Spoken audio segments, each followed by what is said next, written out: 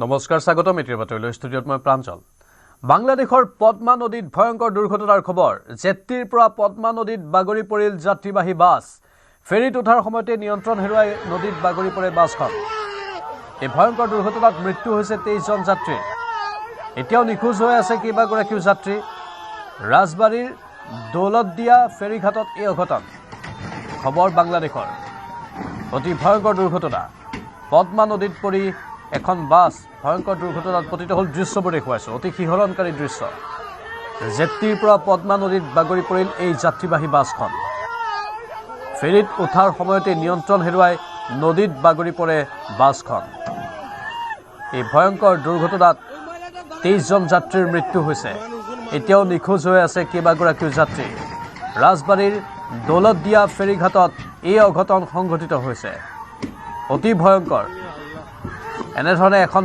Bus হঠাৎ পানীত পৰি যোৱা ঘটনাই চাঞ্চল্যৰ সৃষ্টি কৰিছে জেট্টিত উঠাইছিল এই বাছখন কিন্তু যাত্ৰীসকলক নমাই লোৱা নাছিল তাক লৈ প্ৰশ্ন উঠিছে যাত্ৰীসকলক কিয় নমাই লোৱা নাছিল সেই বিষয়টো এতিয়া উত্থাপন কৰা হৈছে নদীত পৰাৰ পাছতেই হাহাকাৰ লাগে চিঞৰ বাখৰ লাগে কিন্তু সেই সময়ত কাৰো হাতত কোনো ধৰণৰ সহায় কৰিব পৰা সামৰ্থ্য নাছিল যাৰ ফলত 23 জনকৈ যাত্ৰীৰ কৰুণ মৃত্যু হৈছে আৰু এতিয়াও নিখোজ হৈ আছে আন কেইবাগৰাকীও যাত্ৰী আন এটা দৃশ্য দেখুৱাইছো এয়া চাওক একাংশ যাত্ৰীক উঠাবলৈ চেষ্টা কৰাৰ দৃশ্য তেওঁলোকে যেনে তেনে উঠিবলৈ চেষ্টা কৰাৰ দৃশ্য অতি ভয়ংকৰ এই দুৰ্ঘটনা জেট্টিত এখন যাত্ৰীবাহী বাছ উঠাইছিল কিন্তু আচৰিত ধৰণে জেট্টিত উঠোৱাৰ পূৰ্বে যাত্ৰীসকলক বাছখনৰ পৰা নমাই লোৱা হোৱা নাছিল সাধাৰণতে নিয়ম অনুসৰি যাত্ৰীৰে ভৰি থকা বাছ বা অন্য যিকোনো বাহন যেতিয়া জেট্টি বা ফেৰীত উঠোৱা হয় তেতিয়া যাত্ৰীসকলক নমাই লোৱা হয়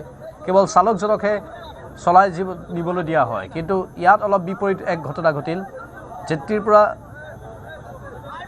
এইসকল যাত্ৰী ভৰা বাছখন নদীত পৰি গ'ল কিন্তু যাত্ৰীসকলক নমাই লোৱা হোৱা নাছিল যাৰ ফলত 23 জনকৈ যাত্ৰীৰ মৃত্যু ঘটি গ'ল ফেৰীত উঠাৰ সময়তে নিয়ন্ত্ৰণ হেৰুৱালে বাছখনে আৰু বাগৰি পৰে পদ্মা নদীত আৰু স্থানীয় লোকসকলৰ মাজত এক আতংকময় পৰিৱেশৰ সৃষ্টি হয় হাহাকাৰ লাগে কিন্তু কাৰো সামৰ্থ্য নাছিল তেওঁলোকক ৰক্ষা কৰা গোটেই বাছখনে যেহেতু নদীত বাগৰি পৰিল আৰু বাছখনত থকা আটাইকেইজন যাত্ৰীৰে মৃত্যু হোৱাৰ খবৰ আহিছে অৱশ্যে দুই এজন কোনোমতে ৰক্ষা পৰিব পাৰে সেই কথাও ব্যক্ত কৰা হৈছে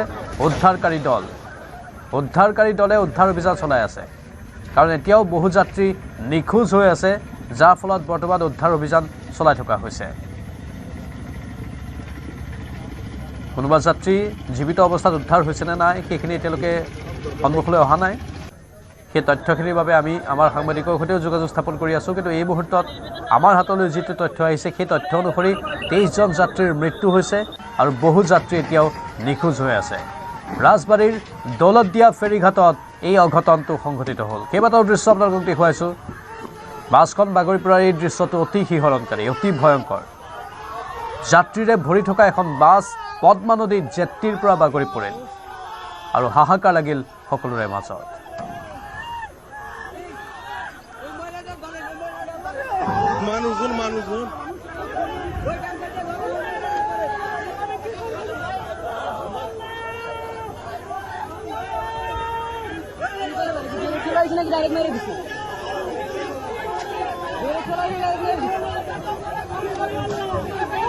আৰে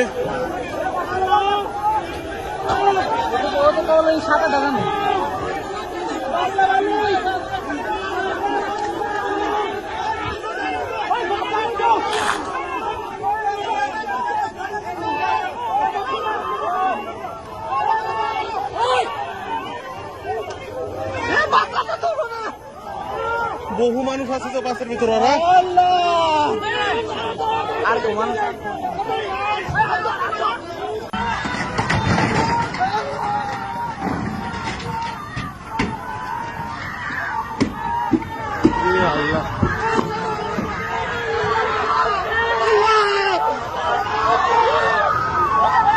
কেনে এক পৰিস্থিতিৰ সৃষ্টি হৈছিল কেনেধৰণৰ চিঞৰ বাখৰ হৈছিল সেই স্থানত আমি দেখুৱাইছোঁ সেই দৃশ্যবোৰ আৰু স্বাভাৱিকতেই এক অতি ভয়ংকৰ পৰিস্থিতি বাংলাদেশৰ এই ঘটনা ইতিমধ্যে গোটেই বিৱৰণীখিনি আমি আগবঢ়াইছোঁ পদ্মা নদীত এই ভয়ংকৰ দুৰ্ঘটনা ৰাজবাৰীৰ দৌলতদিয়া ফেৰীঘাটত এইখন যাত্ৰীবাহী বাছ জেটটিত উঠিছিল আৰু তাৰ পৰা হঠাৎ নিয়ন্ত্ৰণ হেৰুৱাই পানীত বাগৰি পৰে। পদ্মা নদীত বাগৰি পৰাৰ লগে লগে বাছখন পানীত ডুব যায় আৰু 23জনকৈ যাত্ৰীৰ মৃত্যু হয়। উদ্ধাৰ অভিযান চলি আছে, কিন্তু এতিয়াও বহু যাত্ৰী নিখোজ হৈ আছে। মাজৰ দৃশ্যত দেখুৱাইছে উদ্ধাৰ অভিযানৰ একাংশ যাত্ৰী কোনোমতে উদ্ধাৰ হ'বলৈ সক্ষম হয় যদিও কোন কোন যাত্ৰী উদ্ধাৰ হৈছে সেয়া এতিয়ালৈকে জানিব পৰা হোৱা নাই। 23জনকৈ যাত্ৰীৰ কিন্তু মৃত্যুৰ খবৰটো আহিছে আৰু বহুজন নিখোজ হৈ থকাৰ খবৰটো আহিছে।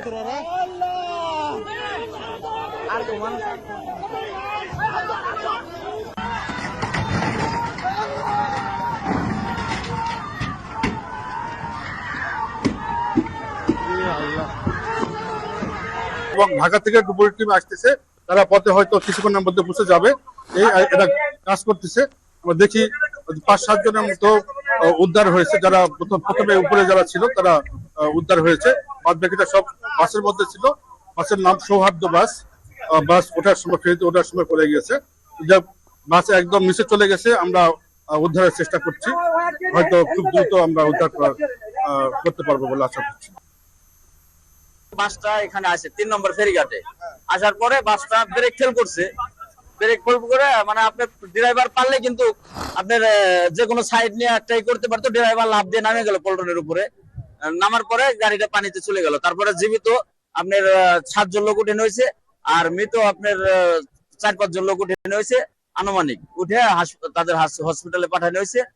তা আমি এখানে ছিলাম, আমার ডিউটি ছিল 3 নম্বর ঘাটে। আমি কালেক্টর 3 নম্বর ঘাটের সুপারভাইজারের দায়িত্ব আছে।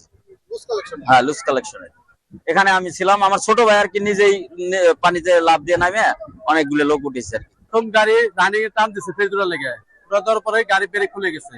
ব্রেক খোলার কারণে এই গাড়িটা এখান দিয়ে বাজার মানে চেষ্টা করছিল, মানে ড্রাইভারে খুব মানে কাতুকুতি করছিল যে বাজার লেগে তুমি বাজে নাই অতিরিক্ত না করার কারণে ফেরি ডাইরেক্ট উল্টে মানে এবার নিষ্পেল নামছে। নিষ্পেল ড্রাইভার আটা উল্টান দিয়েছে। উল্টান দেওয়ার পরে মনে করলেন যে এইভাবে মনে করলেন যে আস্তে আস্তে তলায় গেছে। যাত্রী আসলে মেলা যাত্রী ফুল যাত্রী ছিল, 5-7 জন লোক বাঁচছে, তারপর আর বাঁচে নাকি। মৃতকৰ ভিতৰত মহিলাও আছে। বুধবাৰে বিয়লি প্ৰায় 5:15 এই যাত্ৰীবাহী বাছখন এইখন জেটটি বা ফেৰীত উঠিবলৈ চেষ্টা কৰোঁতে নিয়ন্ত্ৰণ হেৰুৱাই পদ্মা নদীত বাগৰি পৰে আৰু মৃতকৰ সংখ্যা 23 জনলৈ বৃদ্ধি পাইছে আৰু মহিলাও আছে মৃতকৰ ভিতৰত। বাছখনত প্ৰায় 40-50 জন যাত্ৰী আছিল বুলি কোৱা হৈছে। উদ্ধাৰকাৰী দলৰ অভিযান এতিয়াও অব্যাহত আছে, সেই দৃশ্যবোৰ আমি আপোনালোকক দেখুৱাইছিলোঁ। আৰু এই 40-50 জনৰ ভিতৰত ইতিমধ্যে 23 জনৰ মৃত্যুৰ বাতৰি আহিছে, কিন্তু মৃতকৰ সংখ্যা বৃদ্ধি পোৱাৰ আশংকা কৰা হৈছে। প্ৰাথমিকভাৱে বাছখনে নিয়ন্ত্ৰণ হেৰুওৱা বুলিও কোৱা হৈছে। সমান্তৰালভাৱে কোৱা হৈছে যে এই ইউটিলিটি ফেৰীখনে পন্টুনত খুন্দা মাৰিছিল, যাৰ ফলত এই বাছখন পানীত পৰি যোৱা বুলিও কোৱা হৈছে। দুটা কাৰণ, এটা বাছখন নিজে নিয়ন্ত্ৰণ হেৰুৱাই পৰে, আনফালে আকৌ এই জেটটিখনে পন্টুনত খুন্দা মাৰে, যাৰ ফলতো বাছখন পানীত বাগৰি পৰে বুলি সন্দেহ কৰা হৈছে। এই সমগ্ৰ বিষয়টোক লৈ এতিয়া তদন্তৰ কথা উল্লেখ কৰা হৈছে। স্বাভাৱিকতে অত্যন্ত ভয়ংকৰ এক ঘটনা, অতি শিহৰণকাৰী এক দুৰ্ঘটনা। এনেধৰণে যাত্ৰীবাহী বাছ এখন ইউটিলিটি ফেৰীত উঠোৱাটো কিমান সমীচীন আছিল তাক লৈও প্ৰশ্ন উত্থাপন হৈছে। আমি পৰৱৰ্তী সময়তো এই সন্দৰ্ভত অধিক তথ্য সম্প্ৰচাৰ কৰি থাকিম।